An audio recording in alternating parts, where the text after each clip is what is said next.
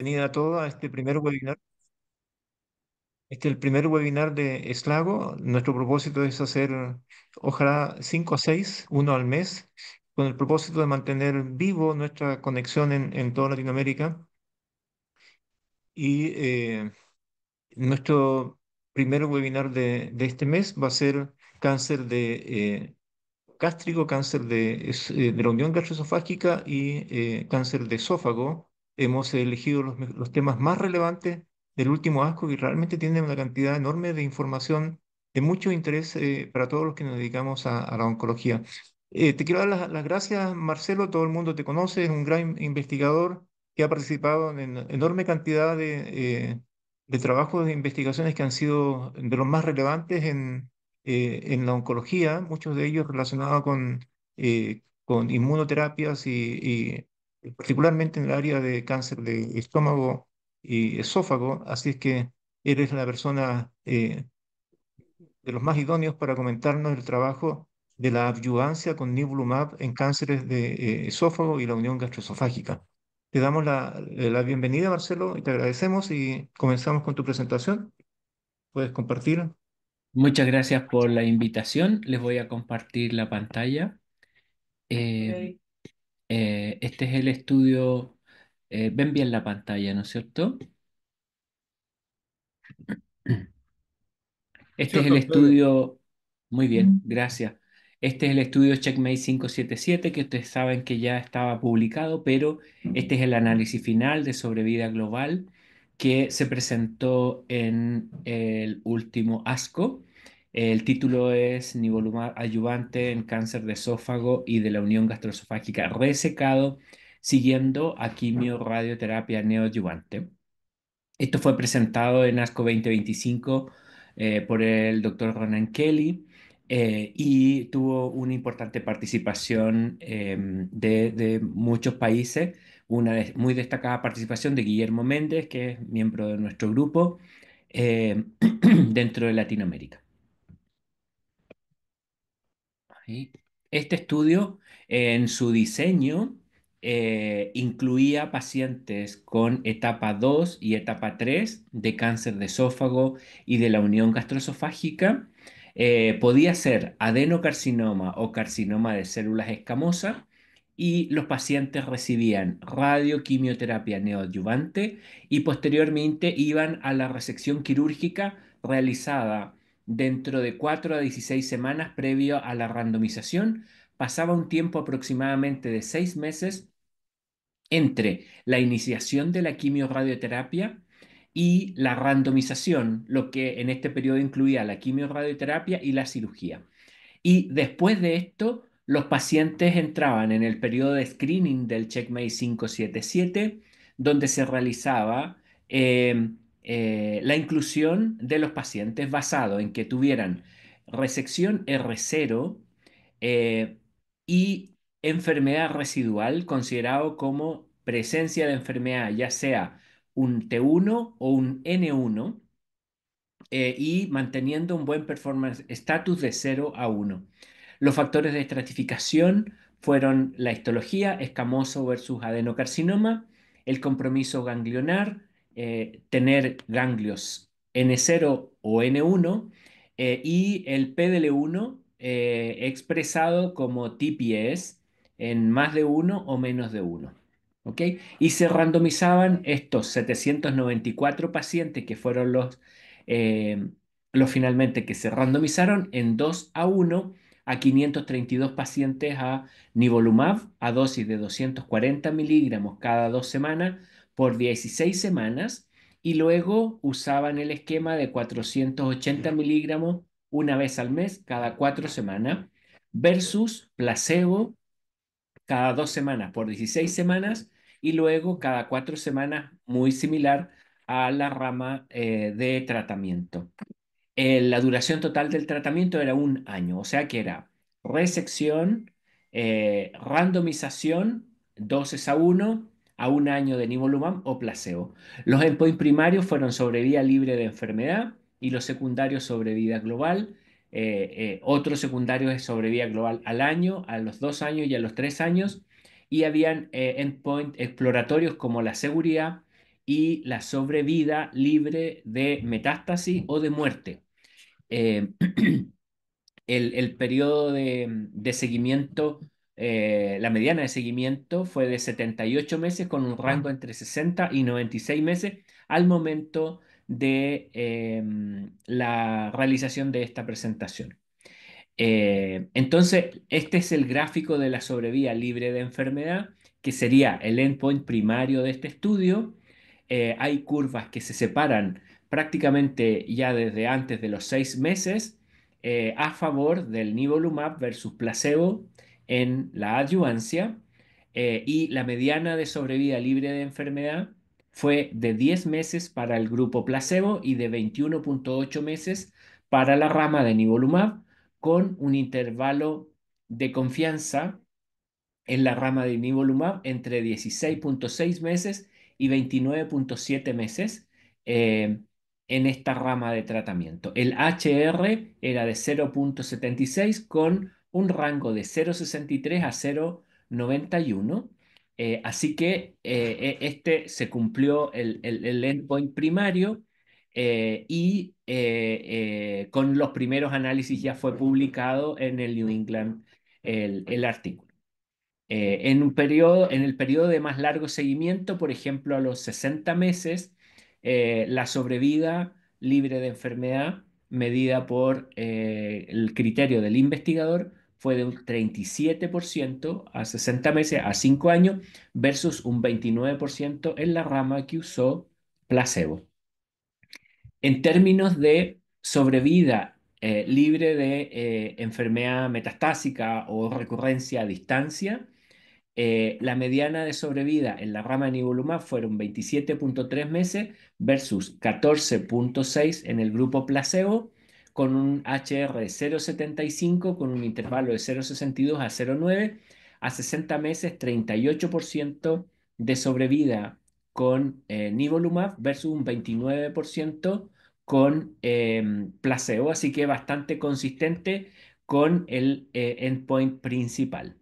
En términos de sobrevida global, eh, la mediana de sobrevida con nivolumab fueron 51,7 meses versus 35,3 con placebo. Aquí el HR era 0,81 y un intervalo entre 0,7 y 1,04. El P aquí era 0,1.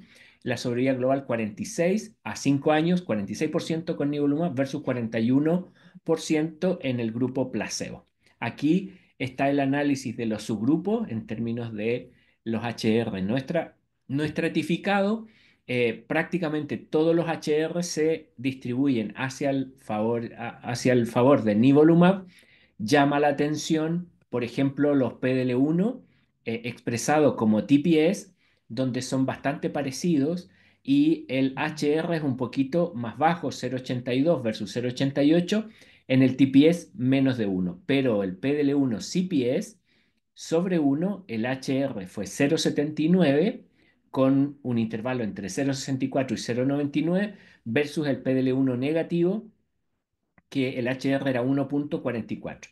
Llama la atención, eso sí, que los pacientes de esófago, ya sea escamoso o adenocarcinoma, tienen un PDL1 menos de 1 en una fracción muy pequeña de toda la población, así que queda un poco la duda de si es solo un efecto de este gran intervalo de confianza de un PDL1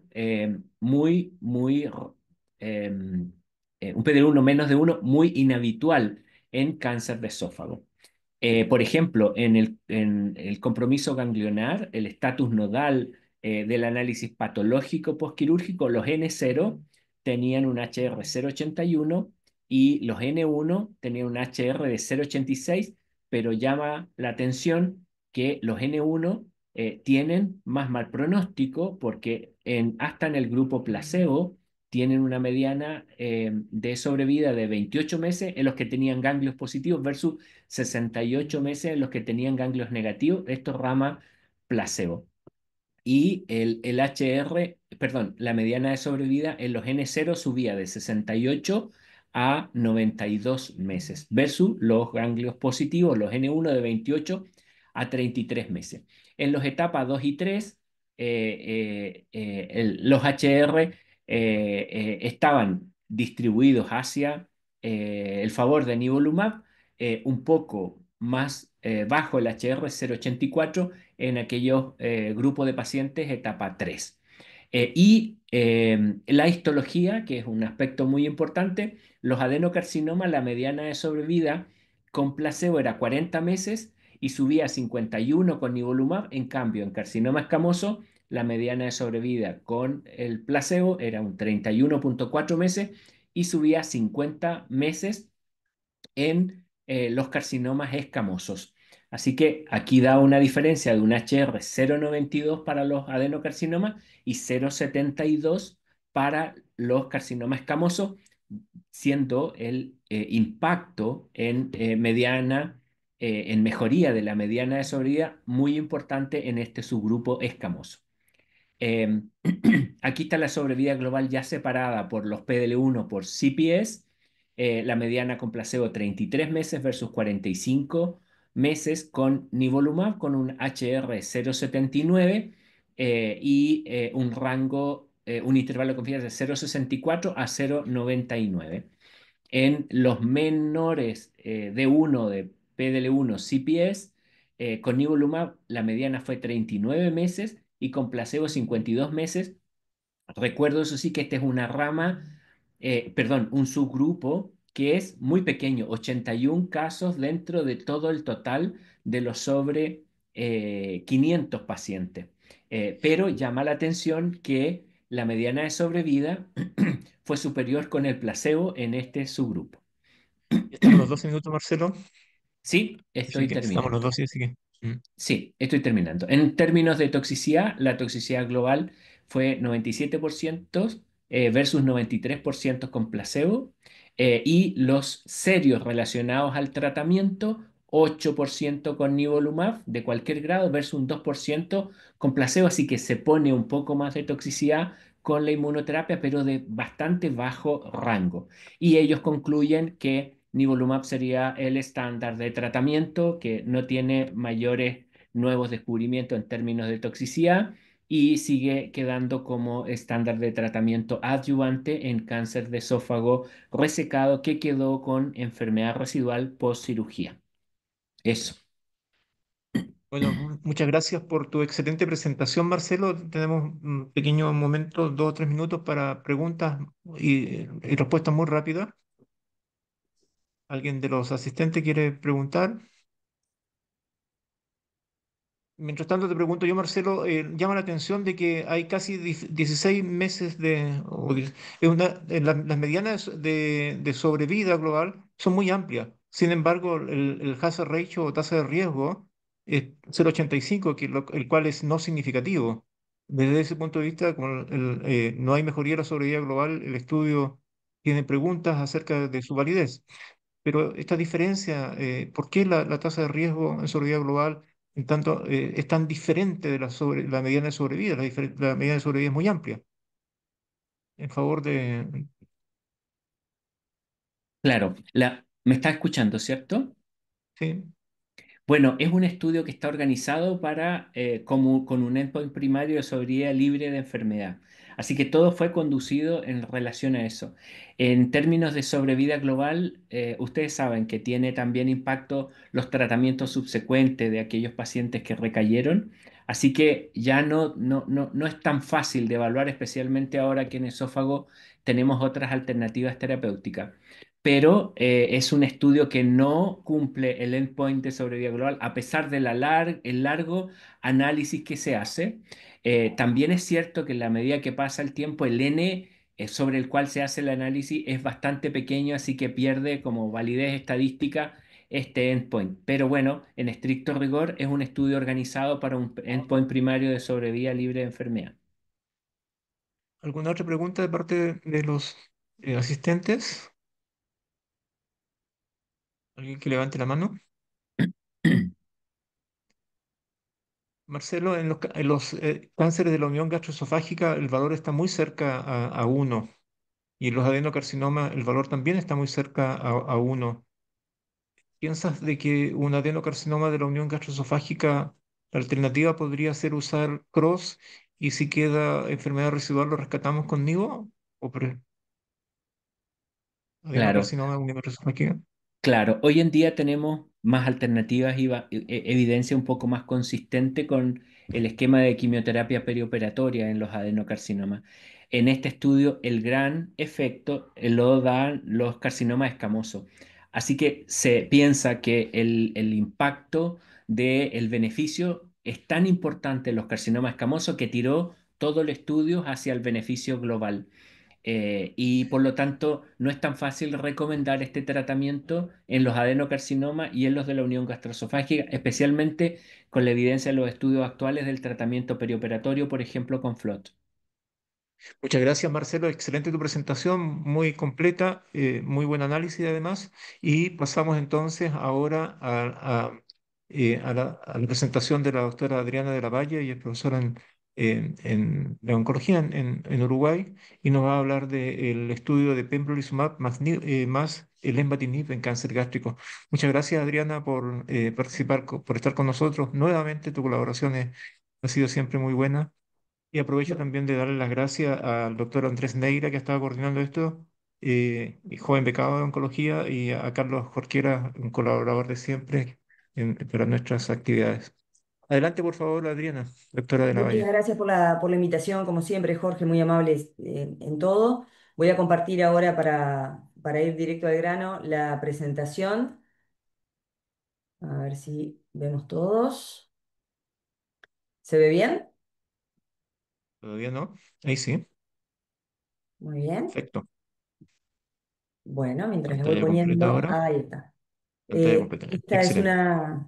es un trabajo que fue internacional, fase 3 randomizado en LIP 015, que estudió el lenvatinib más pembrolizumab asociado a la quimioterapia versus quimioterapia sola en pacientes con cáncer gástrico o de la unión esófago-gástrica, adenocarcinomas avanzados, irresecables o metastásicos. Fue realmente un trabajo muy grande con participación de Estados Unidos, Corea, Colombia, por ejemplo, y hay participación latina en este trabajo. Sin embargo, este trabajo como mensaje final ya lo pone de arranque, fue un trabajo que no fue positivo, que no mostró mejorar la sobrevida global de los pacientes.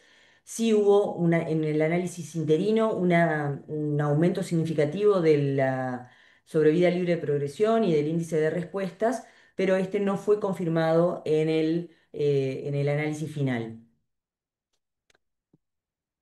En cuanto al background, lo que podemos decir que, como todos sabemos, las sales de platino y las fluoroprimidinas son el esquema tradicional a utilizar, el primer tratamiento hasta ahora para pacientes avanzados o metastásicos ER2 negativo en pacientes con adenocarcinomas de la unión esófago-gástrica o gástricos.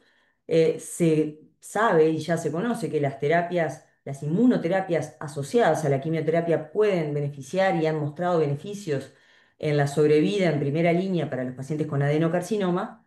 Sin embargo, la mediana se mantiene baja en el rango entre 12 y 14 meses. Hay algunos estudios clínicos que han mostrado el posible beneficio de los inhibidores multiquinasa como el levatinib asociado a los inhibidores PD1, PDL1 sobre este tipo de tumores. El LIP 015 es un estudio randomizado, fase 3, que estudió esta combinación a la asociación de quimioterapia que usamos todos a la más estándar. El modelo de la presentación fue todos pacientes mayores de 18 años con adenocarcinoma ER2 negativo, sin previos tratamientos, con un buen performance. Al principio, la primera parte del trabajo fue para evaluar la seguridad del mismo y posteriormente se hizo una randomización de 880 pacientes, un número grueso, dividido uno a uno en pacientes que asociaban lenvatinib 8 miligramos vía oral asociado a pembro 400 cada 6 semanas por 2 ciclos en una primera instancia de inducción junto con la quimioterapia que eligiera el médico tratante, que podría ser Capox por 4 o Folfox por 6. Luego de esta etapa de inducción, hacían la consolidación solamente con Lemba y Pembro manteniéndolos el Pembro a 400 miligramos cada 6 semanas, versus la línea estándar que eligiera el investigador, Capox o Folfox, hasta progresión o intolerancia del paciente. Se estudió, por supuesto, el PDL1, el CPS mayor igual a 1 o menor, y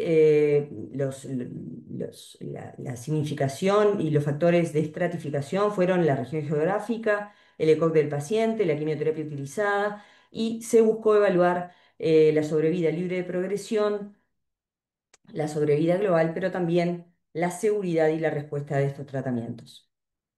Fue realmente un análisis, le buscaron la vuelta para tratar de que estadísticamente este estudio fuera positivo, hicieron de todo. Eh, Les voy a contar un poquito que la randomización, como les decía, fue 1 a 1, muy parejo todo.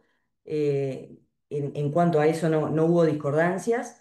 Las características basales de los pacientes realmente fueron muy similares, no tuvieron ningún índice disparejo, fueron todos muy parejos en cuanto a región, ECOG, estómago o unión gastroesofágica, el subtipo histológico, la selección, incluso la selección de la quimioterapia por el médico tratante, todo muy parejo.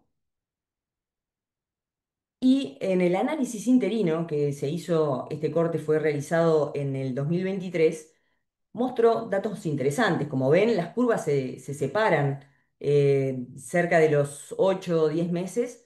Ven esas curvas hermosas separarse para aquellos que tuvieran un CPS mayor o igual a 1, y para todos los pacientes se mantenía esa ventaja. Sin embargo, esa ventaja, si ustedes la ven con un poco más de detalle, y sobre todo algo que me llamó mucho la atención, el 7,2 versus el 7,0 en meses, para todos los pacientes, porque realmente fueron muy similares ambas curvas y no hubo diferencia en ese punto, con un P realmente muy significativo y con un Hazard ratio de 0,78. En realidad esa diferencia, si uno la mide, son 6 días. Lograron encontrar esa significación en 6 días. 7,0 a 7,2 son 6 días de diferencia. Impresionante el trabajo de los estadísticos en este grupo. Y en el estudio también, en el análisis interino, la respuesta también fue muy significativa. Ven la diferencia de las curvas, donde hay una diferencia de 58 a 44% prácticamente. Una diferencia estadísticamente significativa y con una curva hermosa, 45 a 24 a los 12 meses. Sin embargo, cuando se hace un año después, se cierra el estudio y se hace el análisis final, como ven, las curvas se cruzan, se tocan. El análisis final de la sobrevida no fue estadísticamente significativo, no alcanzó la significancia. Sin embargo, van a ver que en el grupo de Lemba-Pembro se mantiene, cuando pasan los 24 meses, esa curvita de pacientes de largos sobrevivientes, como se ven en los pacientes responden a los tratamientos por inmunoterapia más que nada. Eso sí se ve, pero las curvas claramente se cruzan. Es un trabajo que no fue significativo ni en los pacientes con un CPS mayor o igual a 1, y tampoco cuando estudiaban a todos los pacientes. En cuanto al análisis de subgrupos, el único subgrupo donde realmente podemos ver una significación es en aquellos que tienen un MSI high, que es un grupo muy pequeño de pacientes, 22 pacientes, pero no vale, no sería realmente válido, porque ya sabemos que esos pacientes se benefician claramente de la inmunoterapia. Entonces, ese es el único subgrupo con un número muy pequeño de pacientes donde se observa esa ventaja a favor de la combinación. En cuanto a los efectos adversos, también acá hicieron magia, pero si uno los analiza 1 a 1 en cuanto a los efectos adversos graves, 3, 4 y las muertes que se llevan finalmente por el tratamiento, hay una variante. Hay una variante prácticamente del 10% para grados 3, 4 con la combinación, y también un 5% de diferencia de pacientes fallecidos por efecto secundario directo de la medicación, de la combinación. Entonces, si bien son los efectos secundarios que conocemos todos, la diferencia es mayor, es un 10% más peligroso, digamos, utilizar este combo. Y para finalizar y como conclusiones, en cuanto a esto, es un estudio, como les decía, negativo, no mostró la significación, el agregado no mejora la sobrevida global y los autores eh, tratan de explicar de que la combinación requiere una mayor exploración para poder evaluar realmente su significancia o o la mejoría de los índices de sobrevida y de respuesta en este tipo de pacientes. Así que por acá termino para ser veloz y las preguntas que les pueda compartir, con mucho gusto. Muchas gracias, Adriana. Además, has estado en el tiempo, cosa que es un poco difícil. ¿Preguntas de parte de los asistentes? Adriana, Diga. si tu opinión sobre otros biomarcadores, por ejemplo, los PDL1 CPS sobre 10, también tenían claramente un intervalo de confianza hacia favor de la inmuno más pembro. Eh, Así que ese podría ser algún subgrupo donde podría analizarse un poco más esta combinación. También tu opinión, primero, sobre ese subgrupo y segundo, sobre si hubiéramos tenido una rama control con inmunoterapia para evaluar el valor de la adición del pembro, del lenvatinib. ¿Qué piensas sobre eso? Bueno, primero que yo creo que es por eso que los autores como que no se dieron por vencidos, porque dijeron tenemos que seguir evaluando, porque realmente el análisis interino fue muy eh, prometedor. Sin embargo, como ves y como vieron, no generó finalmente ninguna ventaja. Sí puede ser algo interesante evaluar los CPS mayor de 10 o los más altos, a ver si realmente ahí hay un camino que pueda sugerirnos realmente una validez de esta combinación. Sin embargo, a mí me parece que la combinación, soy una atrevida, no va a generar una ventaja. Sí, el estudio solo con el pembro o con alguna inmunoterapia me parece que sería el estudio perfecto como para poder evaluar si al CAPOX clásico o al FOLFOX clásico que podemos hacer cualquiera de nosotros realmente tenemos esa ventaja, que yo creo que sí, sumado con Pembro, por ejemplo, o con alguno de los anti-PDL1.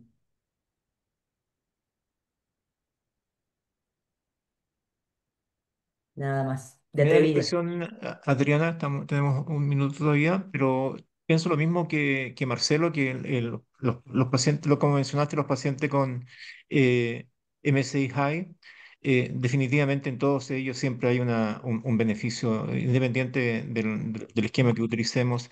Y también me parece que aquellos pacientes que tienen PDL1 mayor de 10 son los que se benefician. Y en la sobrevida libre de progresión, es notorio la diferencia de las curvas. Sin embargo, las curvas se separan más allá del 50%, por eso la mediana de sobrevida es muy parecida. Esto indica de que hay un subgrupo de pacientes en los cuales el efecto puede ser muy potente, pero tenemos que elegir bien a ese subgrupo y ese subgrupo sería los que hemos mencionado. ¿Algún otro comentario antes de pasar al siguiente presentación? Creo que tenemos creo que la combinación de quimioterapia más inmuno es una combinación potente si seleccionamos bien los pacientes. Y creo lo mismo de que Marcelo, que tendríamos que tener una rama con quimio más inmuno, más versus quimio más inmuno, más el lenvatinib para saber si eso nos ayuda o no. Es no concluyente en ese sentido la presentación. Muchas gracias, Adriana, y entonces vamos a pasar a la tercera presentación que es deruxtecan. En segunda línea, en cáncer gástrico avanzado, presenta a nuestro colega de Argentina, el doctor Mariano Dioca. Lo conocemos todo por su amplia participación en diversos congresos en Latinoamérica. Muchas gracias, Mariano, por estar presente con nosotros y esperamos tu opinión acerca de este trabajo que es extraordinariamente interesante. Bueno, perfecto. Bueno, muchas gracias por la invitación. Buenas noches. Bueno, buenas noches por allá, buenas tardes por allá, buenas noches por acá, por Argentina. No sé si están viendo la presentación en pantalla completa. Sí, sí, Mariano, lo estamos viendo con Perfecto. pantalla completa. Perfecto. Muy bien, avanzamos entonces. Bueno, la idea es en este ratito ver un poco la presentación del Destiny Gastrix 04 y esta es la pregunta que vamos a tratar de responder. Si trastuzumab deruxtecan es la nueva segunda línea para cáncer gástrico estadio 4 ER2-neu positivo. A ver si... Eso, ahí vamos. Bueno, estos son mis conflictos de interés. Este es el estudio que vamos a estar conversando en este ratito, presentado por Kohei Shitara. Y este es un poco el diseño del estudio, un estudio prospectivo, randomizado, multicéntrico, fase 3 en pacientes que tenían que ser ER2 neu positivos, 3 cruces o 2 cruces, pero confirmado por ISH.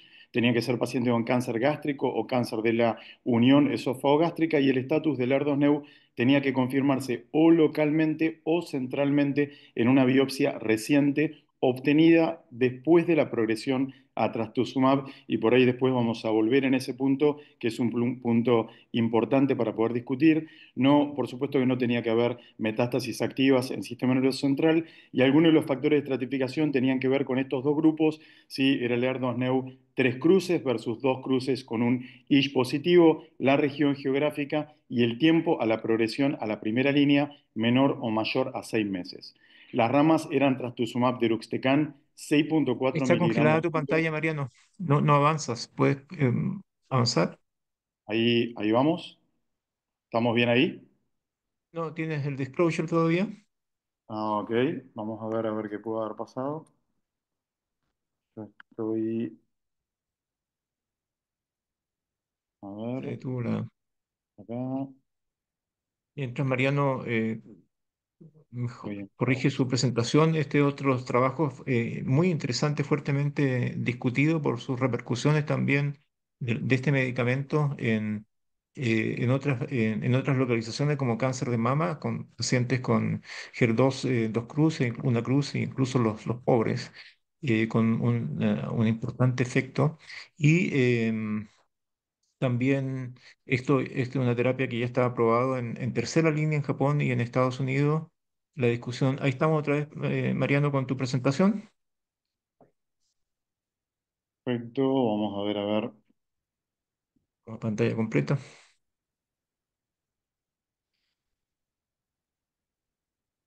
Entonces comentaba que en cáncer el estudio del Destiny, ahí estamos, mostró una eficacia muy amplia.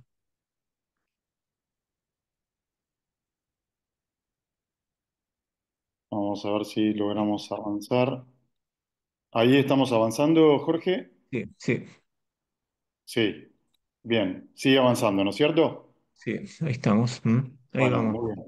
Bueno, ahí yo mencionaba recién que las ramas eran trastuzumab deruxtecan, 6,4 miligramos kilo cada 3 semanas, versus ramucirumab paclitaxel, una segunda línea estándar, podríamos decirlo. Tal vez ramucirumab no está disponible ampliamente en toda Latinoamérica, después podemos volver sobre eso. El endpoint primario era sobrevida global y algunos de los endpoints secundarios tenían que ver con sobrevida libre de progresión, duración de respuesta, seguridad.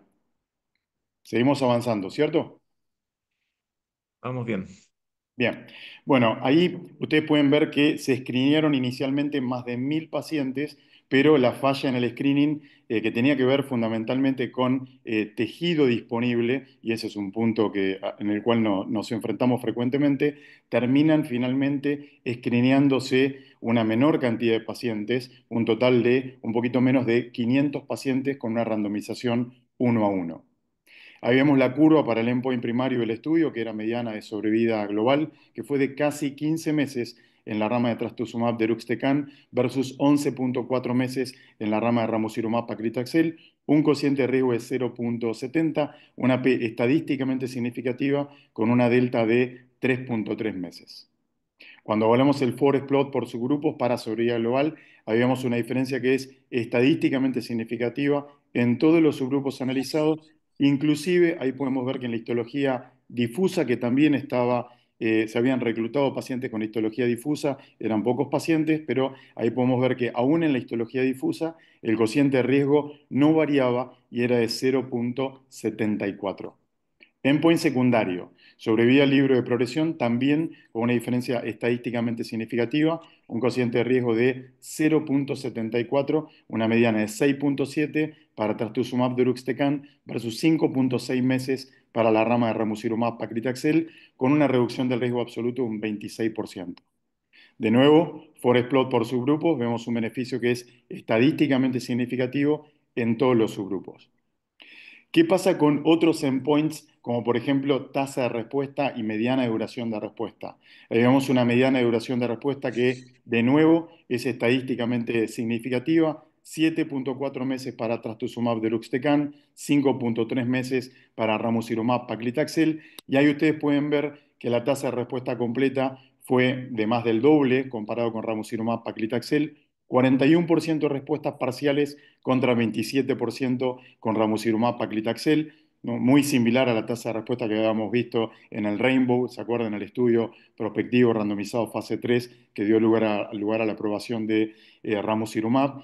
Y finalmente, confirmado, 15% mayor tasa de respuesta con trastuzumab deruxtecan comparado con ramucirumab paclitaxel.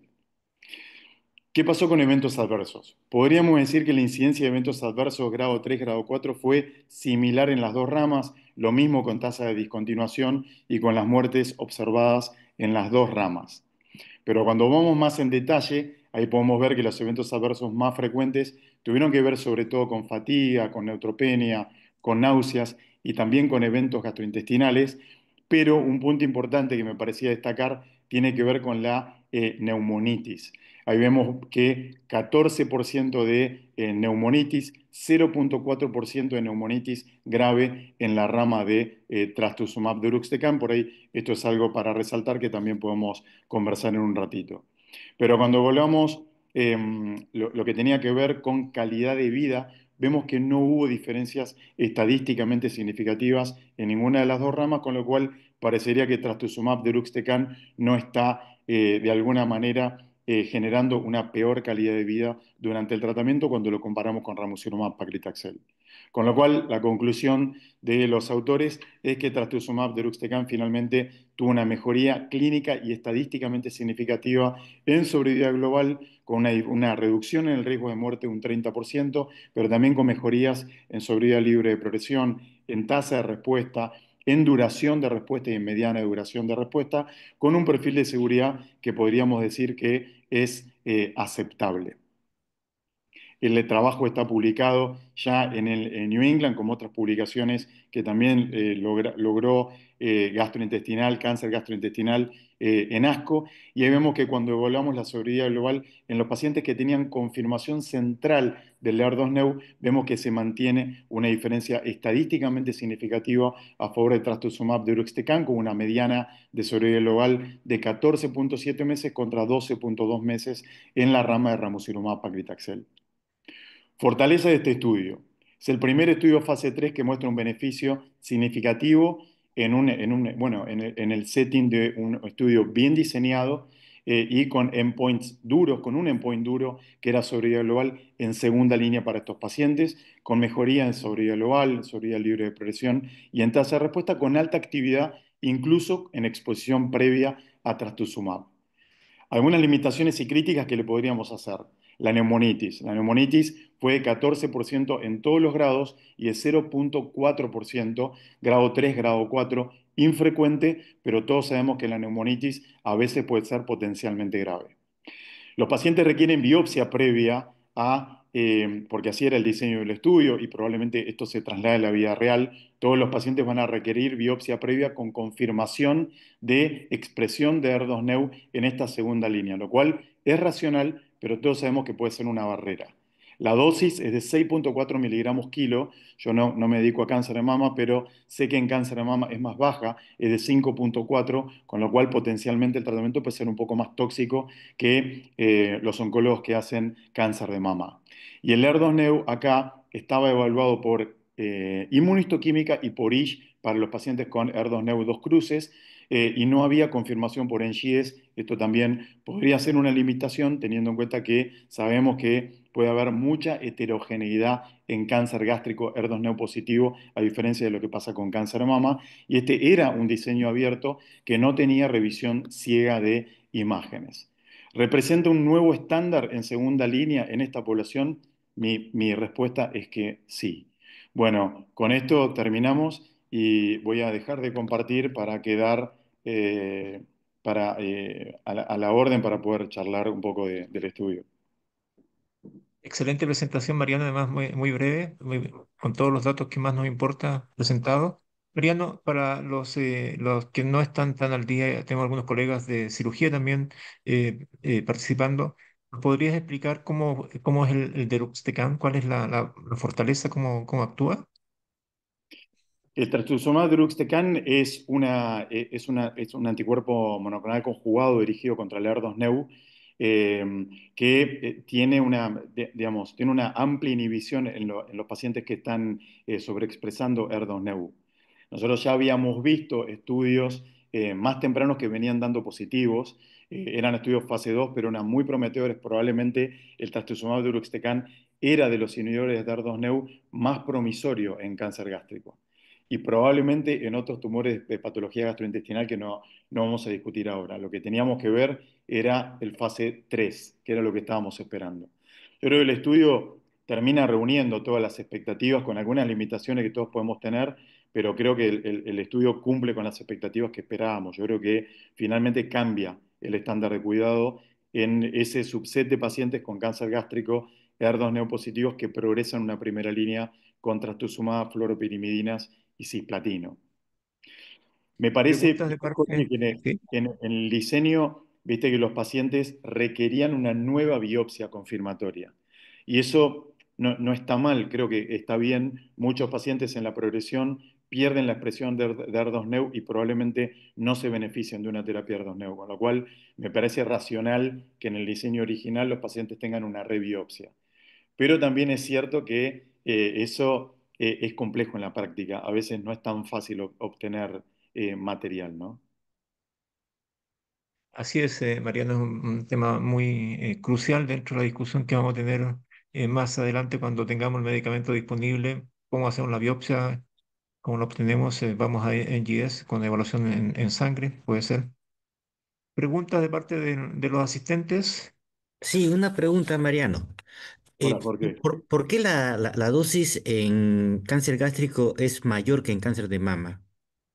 Es una muy buena pregunta. Yo creo que tuvo que ver con los primeros estudios de farmacocinética de trastuzumab en cáncer de mama, en cáncer gástrico, perdón, con los estudios más tempranos. Pero es una buena pregunta. La verdad es que creo que tiene que ver solo con eso. Creo que en el diseño original ellos pensaron que la dosis tenía que ser mayor a mama, más que mayor a lo que es en cáncer de mama, que creo que es 5,4 miligramos kilo. Pero bueno, en este estudio no parece haber una, una mayor toxicidad que en el estudio de cáncer de mama. Repito, yo no hago mama, pero entiendo que es bien tolerado en cáncer de mama, por lo que he conversado con otros colegas que se dedican a cáncer de mama y que han tenido experiencia con la medicación. Mi experiencia con Trastu deruxtecan es muy poquita, es muy limitada. Está disponible en Argentina. Yo lo he logrado hacer off-label. Provoca alopecia, pero bueno, paclitaxel, ramucirumab también la provoca. Eh, y la verdad que por ahí no es una limitante para nosotros que hacemos gastrointestinal. Eh, pero en general, por lo que se ve del estudio, parece que la tolerancia es buena, aún con una dosis mayor, no parece haber un exceso de toxicidades. Un comentario quería hacer. La mediana de sobrevida con Ramo más Paclitaxel fue de 12,2 meses aproximadamente, sobre todo con la evaluación externa. Si recordamos, los pacientes en primera línea, la mediana de sobrevida es 11 meses, 11,2 meses, sí, entre 11. Y esto, y acá con el deroxtecam, no es solamente 12, sino que 14 meses adicionales a lo que tenemos en la primera línea. Así que, y hay alrededor de un 30%, no me acuerdo bien la cifra, pero que están vivos a los 24 meses, lo cual es notorio, es cómo vamos avanzando simplemente por la selección de pacientes o porque usamos mejor el medicamento por varias razones, pero las sobrevidas van mejorando a lo largo del tiempo. Sí, es Bueno, verdad. Mariano, muchas gracias por tu No, presentación gracias por la y invitación. pasamos entonces a una de las presentaciones que estuvo en la plenaria. Le hemos pedido al doctor Jorge León Chong, él es el presidente de la Sociedad Peruana de Oncología Médica, un colega que se ha dedicado mucho a la oncología gastrointestinal también, ha participado con nosotros desde temprano en SLAGO, así que te agradecemos mucho, Jorge. Nos vas a presentar el estudio Matterhorn, que es muy interesante. Gracias, gracias Jorge por la invitación. ¿Está corriendo el slide? Sí, sí. Corre, ya, perfecto. Gracias por la invitación que me han hecho para presentar el estudio Matterhorn. Es un estudio randomizado fase 3 en el cual comparan Durvalumab Matflot versus Flox solo en cáncer gástrico y de la unión gastroesofágica. Ya sabemos de que el estándar como quimioterapia perioperatoria es el FLOT en estos momentos. Entonces, la pregunta era si agregamos inmunoterapia y esto iba a mejorar los resultados. Entonces, esto es su fase 3 multinacional, multicéntrico, en el cual se reclutó a pacientes con adenocarcinoma gástrico y de la unión gastroesofágica de estado clínico a 4A sin evidencia de metástasis. Es un tratamiento de primera línea. Los pacientes tienen que estar con ECOG 0 o 1 y fue un estudio global. Había factores de estratificación, Asia versus el resto del mundo, ganglios positivos versus negativos y el PDL1 con un TAP menor de 1% versus mayor de 1%. Los brazos de estudio el brazo de estudio era durvalumab más FLOT, el brazo control era placebo más FLOT. 2 ciclos significa 4 aplicaciones. De ahí iban a la cirugía y como adyuvancia, el grupo de Durvalumab recibió los 2 ciclos adicionales de Flomax Durvalumab y luego un mantenimiento de Durvalumab por 10 ciclos, mientras que el grupo de placebo solamente recibieron los 2 grupos adicionales de FLOT.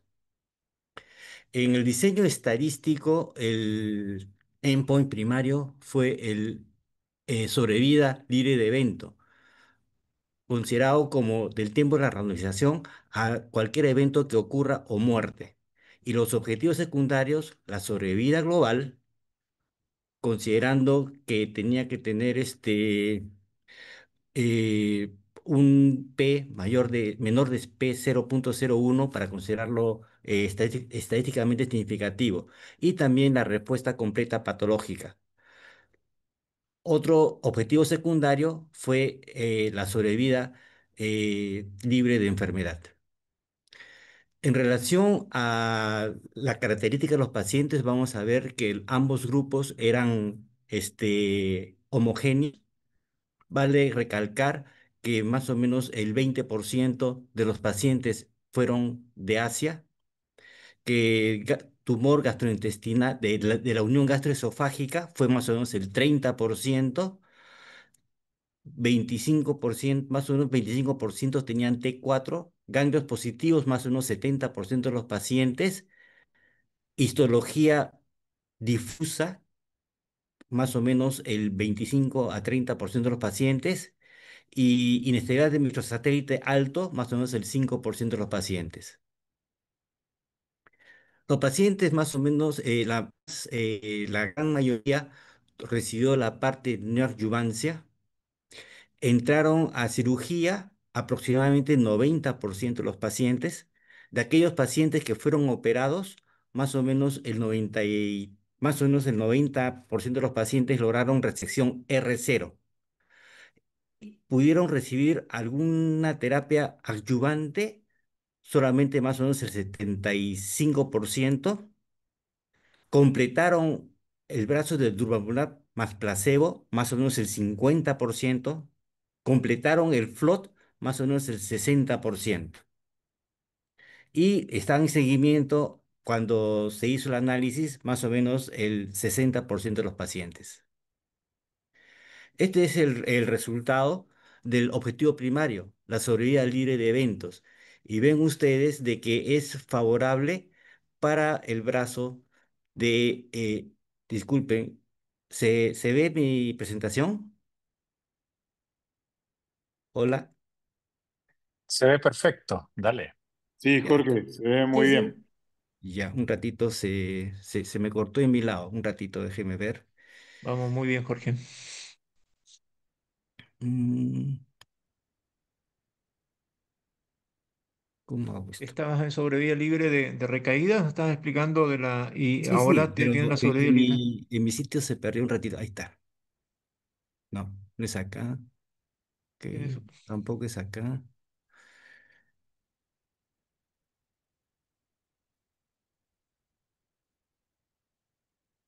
Lo que pasa es que yo he perdido mi pantalla.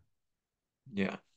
Un Tienes ratito. en pantalla tienes la sobrevía libre de recaída como objetivo primario y estabas explicando de que había una mejoría estadísticamente significativa con un HR de 0,71. Ahí estaba, Jorge. Ya, un ratito, déjame ver. Ya. Y Doctor, lo notorio, ¿sí? Cuando tengas tu pantalla, nos avisa. Estaba escribiendo vamos, ahora que... ¿Vamos? sí, ¿Ya? doctor, vamos a sacar la presentación para que la vuelva a compartir. A ver, voy a salir. Ya, perfecto. Mientras ordenamos la presentación nuevamente, en general muchos estudios ponen dos objetivos primarios sobre vía libre de recaída o sobre vía libre de progresión, quise decir, y sobre vida global. Pocos estudios ponen sobre vida global como objetivo primario y una de las ventajas que tiene es que lo puso como objetivo primario, así que, y lo que nos importa realmente para enfermedad metastásica es eso, cuánto van a vivir los pacientes. Así que es un punto interesante. Otra cosa para mencionar es que el doctor Marcelo Garrido aparece entre los principales investigadores, así que él tiene harta experiencia con esto. Em, estos resultados fueron presentados en la plenaria y lo estábamos esperando ampliamente porque conocíamos la publicación, me parece que fue de marzo, en que se describía la mejoría en la sobrevida libre de recaída, pero teníamos mucha duda de si esto se traduce o no en una mejoría en la sobrevida global.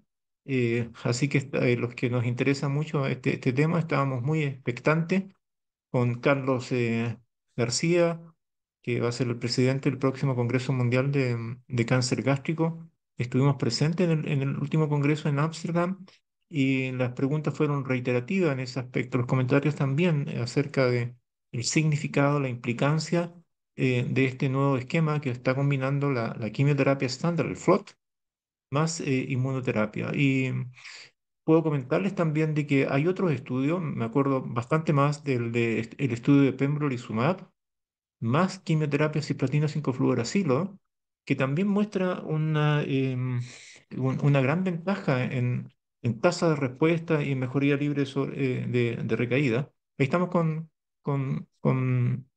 el doctor Chong, de nuevamente.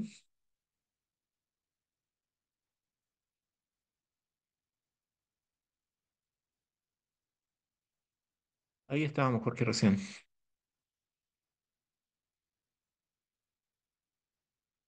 ¿Estamos bien, Jorge? Bueno, mientras Jorge se pone en línea, les comentaba de que en ese estudio de pembrolizumab más, ahora sí, Jorge, Gracias. pembrolizumab más Hola, quimio, hola, ¿cómo hola, estás? adelante, ¿Qué ahí tal? sí. Entonces regresamos que el objetivo primario fue la sobrevida de eventos que fue a favor del brazo de estudio durvalumab más FLOT. Y cuando vemos el forest plot hay algunas cosas interesantes. Y lo más interesante para mí fue cuando vemos la histología difusa, que vamos a ver de que la ventaja de la inmunoterapia parece ser, no ser mucha. El punto está muy cerca al uno y el intervalo de confianza cruza el uno, lo que parece ser de que es igual utilizar quimioterapia sola versus inmunoterapia más quimioterapia en esta población que es muy frecuente en nuestra región. Eh, Cuando vemos como objetivo secundario la sobrevida global, vamos a ver de que está a favor del brazo de Durvalumab más FLOT, pero el P no alcanza la significancia estadística según el diseño del estudio. Entonces, este objetivo secundario no se alcanzó. Cuando hablamos de la respuesta completa patológica, vemos que está a favor del grupo de inmunoterapia de 19% versus 7%. Y la sobrevida eh, libre de enfermedad también estuvo a favor del brazo de Durvalumab más quimioterapia. Cuando comparamos los eventos adversos, vamos a ver que los eventos adversos son muy parecidos en ambos brazos, lo que quiere decir de que la adición de Durvalumab no agregó mucha toxicidad a la quimioterapia. Entonces, en conclusión, podemos decir que Durvalumab más FLOP mejora significativamente la sobrevida libre de eventos, que el beneficio fue consistente a través de casi todos los subgrupos y diferentes regiones geográficas, pero quiero recalcar que en el grupo de histología difusa no hubo mucha ventaja y podríamos decir que es similar. No hay problemas en relación a los eventos tóxicos con la adición de Durvalumab y todavía queda pendiente los resultados finales del análisis sobre vida, que hasta ahora no ha logrado la significancia estadística. Entonces, este estudio eh, soporta que el nuevo estándar para el tratamiento perioperatorio podría ser Durvalumab más FLOT. Bueno, muchas gracias y quedo para las preguntas. Muchas gracias, Jorge. Era una presentación complicada, difícil, lo has hecho muy bien. Eh, ¿Preguntas, doctor, o comentarios, doctor Marcelo Garrido, doctora Adriana Lavalle, o algún otro Sí, comentario? yo le podría hacer una pregunta, un comentario para conversarlo, ¿no? De que hay algunos otros subgrupos que tampoco se verían beneficiados, ¿no? Las mujeres, el difuso, habían otros donde los intervalos de confianza pasaban el uno y bueno, capaz que el poder seleccionar mejor teniendo en cuenta esto puede ser una alternativa hacia dirigirnos mejor, porque sigue siendo un tratamiento. Ya el flote es bastante pesadito para agregarle una inmunoterapia y que llegue bien ese paciente a la cirugía. Bueno, tal vez pudiendo ajustar más los subgrupos y creo que nos tire herramientas arriba de la mesa como para poder dirigirnos mejor en el momento de poder seleccionar nosotros al paciente. Jorge, ¿podrías poner la diapositiva de sobrevida global? Ahí, sobre todo los subgrupos, el forest plot. Ya, vamos Es a que ponerlo. puedes. Enrique Lanzarini, qué bueno tenerte acá.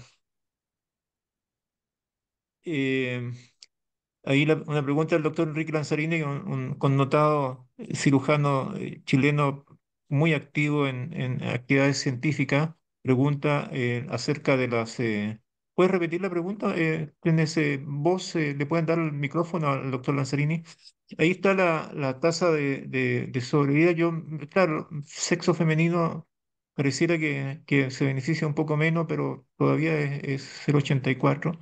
A mí lo que me sorprende de manera muy grata es que los tumores de la unión gastroesofágica son los que más, los adenocarcinomas de la unión gastroesofágica son los que más se benefician en este estudio. Enrique, ¿podemos escuchar tu pregunta para el doctor Chong? Sí, hola, muy buenas tardes. Bueno, muchas felicitaciones por la actividad, muy interesante. Y ya que me dio post, doctor, quería preguntar acerca de la proporción de pacientes, alta proporción de pacientes que expresan PDL1 en este estudio. versus nuestra población, que habitualmente esa proporción es bastante menor. Eso como primer comentario, como primera pregunta, digamos. Y como comentario, em, la pregunta va también hacia si estos estudios, todos los estudios que hemos visto están financiados por la empresa, por la industria. Esa también sería otra pregunta. Y el tercero sería un comentario muy cortito. Eh, Lamentablemente siguen mezclando cáncer gástrico con cáncer de unión con cáncer de unión gastroesofágica y a mí me parece que esa mezcla no es muy buena, que son enfermedades que no son tan similares y finalmente terminan como enredando las decisiones que tenemos que tomar. Muchas gracias. Sí, efectivamente, el 90% de los pacientes que fueron incluidos en este estudio expresaban más de 1% de PDL1, que es una cifra alta inclusive frente a otros estudios que se han presentado en esta patología. Llama la atención los criterios de selección, cómo habrán seleccionado para alcanzar esa cantidad, es algo que llama la atención. El otro punto es lo de la unión gastroesofágica. Ya desde hace buen tiempo consideramos de que estas son dos enfermedades diferentes, tienen una fisiopatología, una etiología diferente y estamos separando, podemos separarlo como dos enfermedades que deben ser enfocados en forma diferente. Eh, Acá ha habido más o menos el 30% de pacientes que son de la unión gastroesofágica. Este no es un gran problema en nuestra región. En nuestra región el problema es el cáncer gástrico distal. Eh, y por último, ¿cuál era la otra pregunta que se hizo, doctor? Jorge, quisiera hacer un comentario pequeño, Sí, porque yo diciendo un poquito de la observación, los adenocarcinomas de la gástrico y de la unión gastroesofágica comparten, del punto de vista biológico, una gran cantidad de características. Eh, Del punto de vista quirúrgico es algo bien distinto, pero en los estudios que se han validado no me parece que haya una diferencia importante, sobre todo cuando uno compara la cantidad de PL1 positivo, la presencia o no de virus de Epstein-Barr, el tipo histológico, en fin. Así que yo creo que no comparto completamente la opinión del doctor Lanzarini. Y hay otra pregunta del doctor Ítalo Bragueto, también muy connotado sí. cirujano chileno, y pregunta, ¿puedes repetir la pregunta, por favor, Ítalo? Dice, si tenemos, le podemos dar voz. Tengo voz, Ahí. tengo voz. Sí, Sí, sí, Sí. sí, doctor Bueno, Bragueto. Jorge, te felicito y felicito a todos los autores porque para uno que es cirujano, no está metido en el tema de la oncología propiamente tal, es muy interesante esta actualización que ustedes nos ofrecen. Los felicito por la iniciativa. No, mi pregunta es porque en uno de los diapositivos vi que solamente un 68% habían sido controlados. Ahí está, Active Follow-up Data 68% y en el otro 59%. Entonces, ¿qué pasa con el otro 30-40%? ¿Qué pasó con ellos? ¿Por qué no se siguieron? ¿Por qué se perdieron? ¿Hubo complicaciones? Me gustaría que... no, eh, el último punto de que está en seguimiento activo al momento del corte, al momento del corte, son los datos que se han evaluado. El resto de pacientes que no figuran como seguimiento activo son pacientes que ya se consideraron como finalizado del estudio ah, por algún motivo, pero que ya no sigue siguiendo. Puede ser por algunas razones. Número uno, podría ser perdido de vista. Número dos, podría haber salido del estudio porque no respondió al tratamiento. es que ese es un punto Pero, importante. pero Ujú. Ese me punto que parece, usted perdón, acaba me de parece, decir es Jorge, importante, Jorge Chon, no respuesta al Sí, tratamiento. me sí, parece que la explicación es, podríamos verlo en las curvas, es que el periodo de seguimiento le dio hasta ese momento nomás, ¿no? sí. Eh, Porque acá, por ejemplo, comenzamos con 474 pacientes. El momento cero no es igual para todos los pacientes. Esto tiene 2, 3 años de reclutamiento. Entonces, cuando se hace el corte, el último corte, los pacientes que entraron 2 o 3 años más tarde en relación al primero, no alcanzan a ser evaluados. Esa es una de las grandes explicaciones para la pregunta del doctor Braqueto. No es que se hayan Jor- perdido, sino que Jorge, Jorge me da la sí. impresión de que estos pacientes son los fallecidos. No, no todos, no todos. Hay algunos que ya ¿No? terminaron todo el seguimiento del estudio. Acuérdense que el Mm, estudio es Y hasta 10 Marcelo años Garrido, después ¿qué dirás? y luego se sigue. Bueno, queda una pregunta entonces un poquito inconclusa, una pregunta muy buena del profesor Italo Braqueto, que tenemos que preocuparnos de darle una respuesta más sólida. Y como ya la hora ha avanzado, nos hemos pasado 5 minutos, quiero dejar con ustedes al doctor Carlos García. El doctor Carlos García es profesor también de la Universidad de Chile, ha tenido un cargo muy importante en la Sociedad de Cirujanos, fue presidente, y dentro de todas sus grandes cosas que tiene como proyecto, él va a ser el presidente del próximo Congreso Mundial de Cáncer Gástrico que se va a desarrollar en el año 2027. Así que ha tenido una vida científica muy activa y queremos conocer su opinión acerca de, como cirujano, las terapias neoadyuvantes para cáncer gástrico. Bueno, Adelante, Jorge, en Carlos, por primer favor. lugar, sí, se escucha, ¿cierto? Sí, muy bien. Ya. En primer lugar, felicitar a Jorge por todo este empuje de llevar adelante, ¿no es cierto?, ese algo más allá de los congresos bianuales, ¿no es cierto?, que hacemos y que son tremendamente interesantes y que nos unen a toda Latinoamérica en los aspectos oncológicos digestivos. Bueno, voy a hacer una visión un poquito más amplia con todo lo que se ha dicho acá con respecto a la visión quirúrgica de las terapias neoadyuvantes que han cambiado absolutamente nuestra visión del cáncer gástrico. Esta es una fotografía de la primera paciente que se hizo una gastrectomía total en el mundo en 1890 y tanto por Schlatter.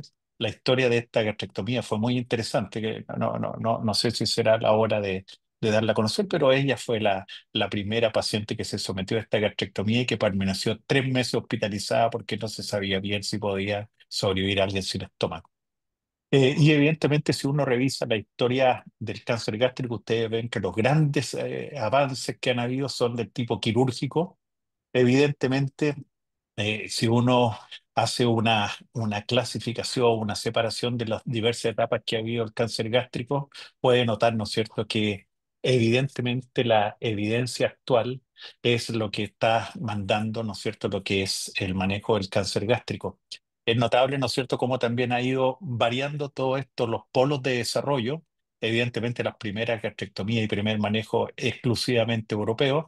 Luego las grandes experiencias fueron principalmente americanas y evidentemente desde el año 60 en adelante Japón tomó la iniciativa y en realidad después todo Asia y lo que tenemos actualmente, la evidencia, ¿no es cierto?, que es global y que ha enriquecido mucho el manejo del cáncer gástrico. Históricamente el cáncer gástrico y desde el punto de vista quirúrgico se trataba, ¿no es cierto?, en base no a mucha evidencia, sino que básicamente a las experiencias personales que tenían los maestros de la cirugía, pero evidentemente desde los años 90 ha cambiado esto con la introducción de estos trial clínicos que evidentemente cambiaron la modo de practicar la cirugía. Y uno lo puede dividir en esto, en cirugía han habido muchos ensayos que buscan, ¿no es cierto?, cómo mejorar el control loco-regional. Y el segundo tópico es si es que la cirugía mínimamente invasiva es igual a la abierta o no. Y evidentemente la neoadyuvancia, que es el gran aporte que ha mejorado, ¿no es cierto?, los resultados del manejo del cáncer gástrico. Esto yo creo que son los ensayos clínicos quirúrgicos que han cambiado un poco la forma de practicar la cirugía. Por ejemplo, Bonnekamp en el famoso estudio, ¿no es cierto?, que compara D1 con D2 y que mostró no beneficio del D2, la verdad es que la linfadenectomía cayó un poquito de descrédito en Occidente producto de estos trabajos. Pero hay trabajos también interesantes y en Chile, ¿no es cierto?, el doctor Chen del 2002 publicó este estudio de la esplenectomía, que antes era un estándar, ¿no es cierto?, desechando, ¿no es cierto?, que esto pudiese tener un beneficio en sobrevida. Luego los estudios de Sasako, que nos entusiasmaron mucho hasta el año 2008, en la cual la disección paraórtica era incluso parte de la gastrectomía. La verdad es que con estos ensayos rápidamente nos dijeron que no era útil. Y evidentemente esto de sacar todo el epiplón cambió, ¿no es cierto?, con todos estos resultados. Sin embargo, este estudio de linfadenectomía fue publicado 15 años de seguimiento después y demostró en Occidente el beneficio de la linfadenectomía de dos. Todo esto lo que va haciendo es construyendo una forma de hacer la cirugía. Lo mismo para la bursectomía o omentectomía, ¿no es cierto?, total, en el caso del cáncer gástrico, que antes era considerado parte del tratamiento estándar, pero evidentemente la evidencia ha cambiado mucho este tipo de manejo. Y en cuanto a la cirugía abierta versus la mínimamente invasiva, ustedes ven ahí, ¿no es cierto?, la cantidad de estudios que han tratado de demostrar el beneficio de uno versus el otro y que la verdad se resumen en que evidentemente tiene menos sangrado, no es inferior en sobrevida y recurrencia y sí hay un beneficio en reducción de la morbilidad, lo cual es muy, muy relevante. En resumidas cuentas, la cirugía no es toda la evidencia que se ha desarrollado en el área oncológica es tremendamente interesante y la cirugía tampoco se queda atrás. Y ustedes pueden ver aquí la separación o los avances que han habido entre la cirugía clásica de hace 20 años atrás versus la cirugía actual, ¿no es cierto? Antes se consideraba, por ejemplo, que la gastrectomía total de entrada era lo que tenía la preferencia y mejoraba las condiciones. Sin embargo, ahora las gastrectomías con preservación evidentemente que tienen un rol en el manejo del cáncer gástrico. Lo mismo para la pancreatoesplenectomía, que ahora no es rutinaria, la linfadenectomía de cuatro y por último la cirugía abierta versus la cirugía mínimamente invasiva. Por lo tanto, lo que les quiero contar, ¿no es cierto?, es que la cirugía también ha tenido avances relevantes en base a evidencia.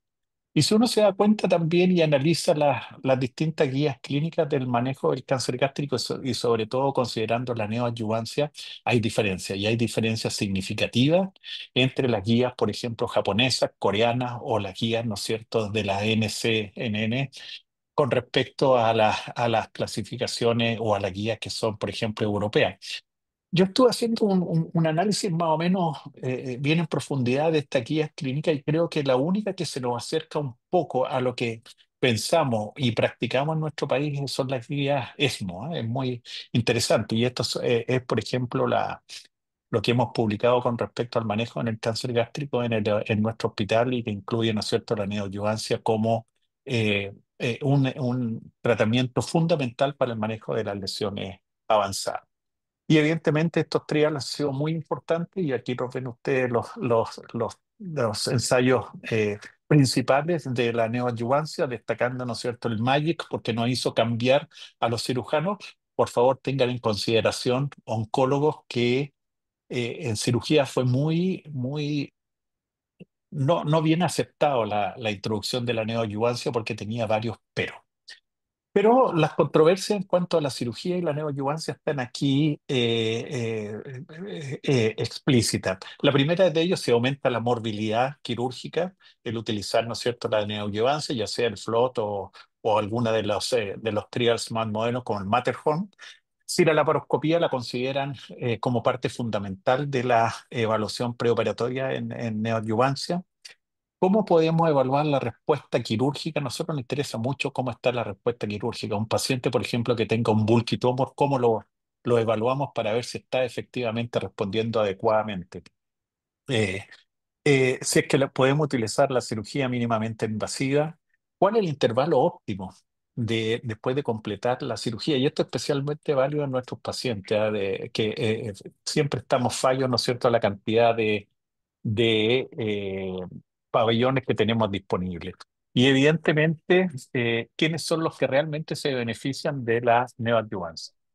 Esto hizo un pequeño ahí estudio comparativo con respecto, y quiero que vean la mortalidad quirúrgica de los cuatro estudios principales en neoadyuvancia, y ustedes ven ahí que la mortalidad es bastante similar entre los pacientes que son sometidos a algún esquema de, primero, comparando cirugía con neoadyuvancia, con quimioterapia, versus aquellos que ya compararon, ¿no es cierto?, distintas modalidades de tratamiento de quimioterapia o inmunoterapia como el Matterhorn, y ustedes ven que prácticamente no hay mayor problema con la inmunoterapia ni con la mortalidad quirúrgica. Evidentemente, FLOT es el estándar actual, es el estándar nuestro. Evidentemente no tenemos ninguna en estos momentos reserva acerca de estos tratamientos de neoadjuvancia porque realmente vemos los efectos. Vemos pacientes, ¿no es cierto?, con lesiones, ¿no es cierto?, que son consideradas resecables, pero con una cirugía que puede ser un poco dificultosa y que con esquema de FLOT realmente mejoran, ¿no es cierto?, las condiciones locorregionales. Y todas estas dudas que tenemos con respecto al FLOT, que si vamos a encontrar mayor fibrosis, si vamos a encontrar mayor cantidad, ¿no es cierto?, de adherencias producto de la quimioterapia, eso no es así y la verdad que son bastante agradecidas las cirugías con neoadyuvancia. Evidentemente el FLOT es el tratamiento de elección, pero también tenemos críticas. Y las críticas que podemos tener y que hemos visto y que yo he presentado, por ejemplo, en algunos mundiales de cáncer gástrico, que es que tenemos pacientes que progresan con la neoadyuvancia, con esquemas incluso de FLOT. Por lo tanto, hay que tener eso presente. ¿Cómo podemos seleccionar bien aquellos pacientes que se van a beneficiar y que no van a progresar? La alta intensidad del tratamiento es relativo. La falta de personalización biológica o oncológica que Matterhorn lo ha cambiado un poquito y que es realmente interesante analizar. El cuestionamiento a los esquemas de comparación, porque ustedes recordarán que FLOT se comparó con SF para demostrar, ¿no es cierto?, que es superior, pero evidentemente que hay otras alternativas. Y evidentemente las terapias moleculares actuales hacen que FLOT uno se pregunte qué es lo que viene para adelante. Pero lo interesante es que todo lo que viene en adelante después de esto de adyuvancia es con inmunoterapia.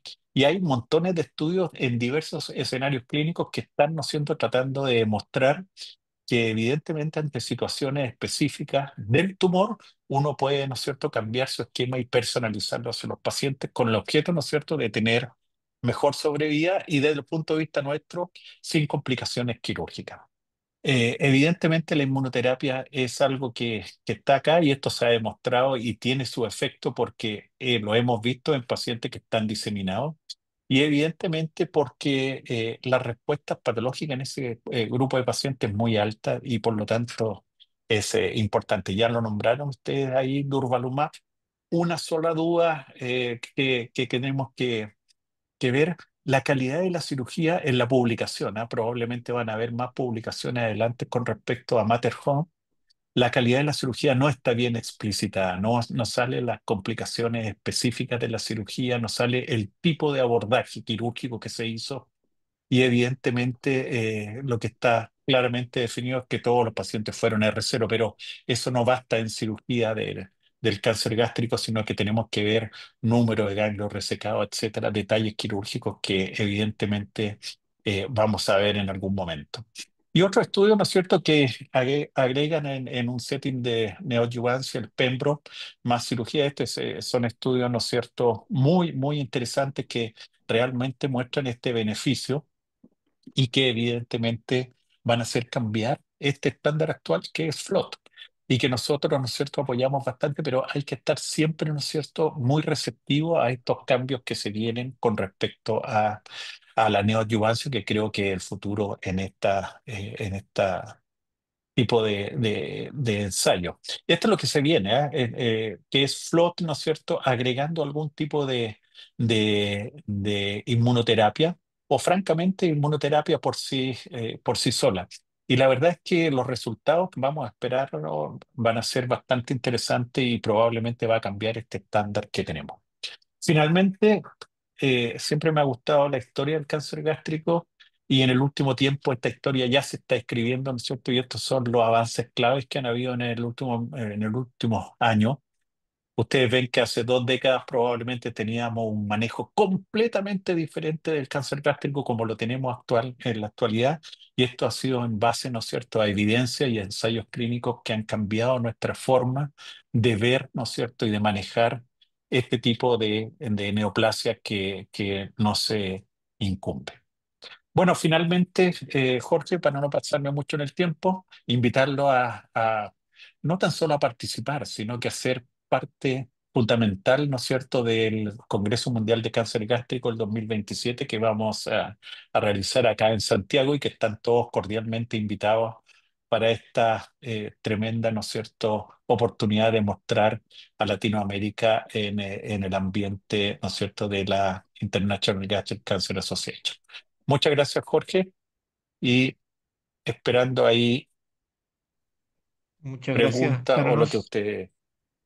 Muchas gracias. Tenemos también un comentario del doctor Bragueto, profesor Bragueto. ¿Podemos darle el micrófono? Hola, Ítalo. Gra- Gracias, Jorge, por la oportunidad. No, el comentario mío va en el sentido un poco de lo que presentó Carlos.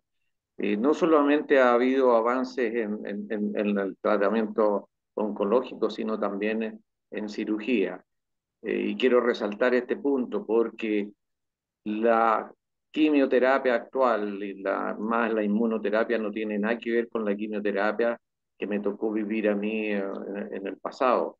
Evidentemente han habido avances y ustedes lo han demostrado que no hay mayor afectación en cuanto a morbilidad, mortalidad. Así como ha ocurrido en el tema oncológico, también ha ocurrido en la cirugía. Y el aporte de la cirugía mini-invasiva es lo que yo quiero resaltar.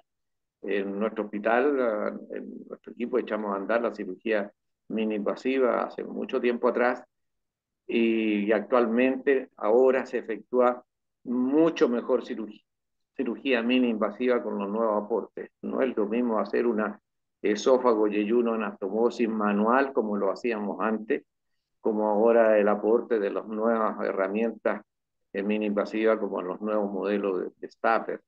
Eh, no es lo mismo en cuanto a seguridad de la anastomosis eh, eh, mini-invasiva sin el aporte de, y a Enrique Lanzarini le va a gustar mucho este comentario, el aporte del green endocianina. Todo el aporte que va a significar, yo soy un convencido y aquí Carlos yo creo que va a estar de acuerdo conmigo, lo que va a significar el aporte de la robótica, sobre todo en tumores de la unión gastroesofágica, etcétera. Y, y yo creo que el futuro en estas dos líneas, la línea oncológica y la línea quirúrgica, va a hacer que nuestros pacientes tengan una mejor expectativa frente a esta terrible enfermedad que es el cáncer gástrico. Nuevamente agradezco la oportunidad por hacer este comentario y felicitación a Jorge por la excelente idea. Gracias. Gracias, profesor Bragueto. ¿Más comentarios? ¿Alguna otra mención? El doctor Lanzarini me pregunta, ¿en pacientes resecables le miden a todos la inestabilidad microsatelital, si tiene el paciente resecable? ¿Qué haríamos si el paciente tiene, Carlos, doctor Chong, si el paciente tiene una enfermedad en etapa 3 o etapa 2 y tiene inestabilidad microsatelital, ¿debiéramos hacer quimioterapia sola?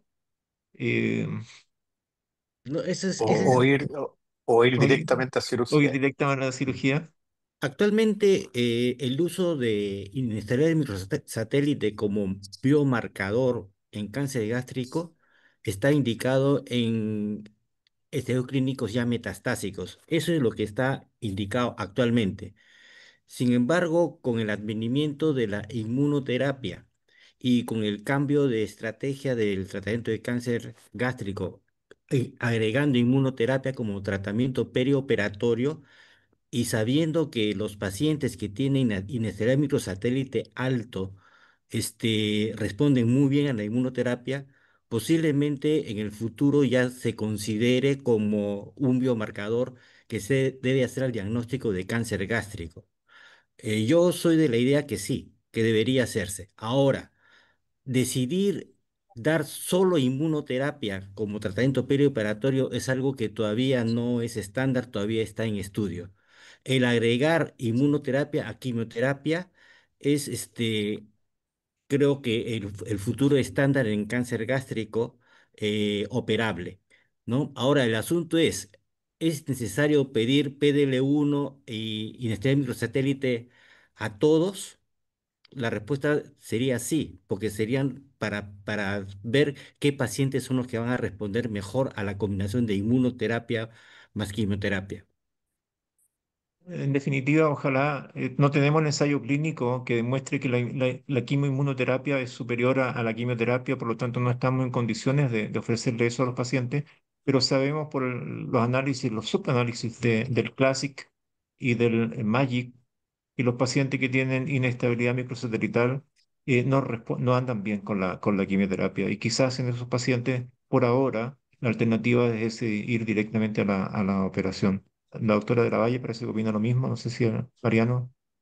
Sí, sí, justo estaba, gracias, porque sí, estoy de acuerdo con vos.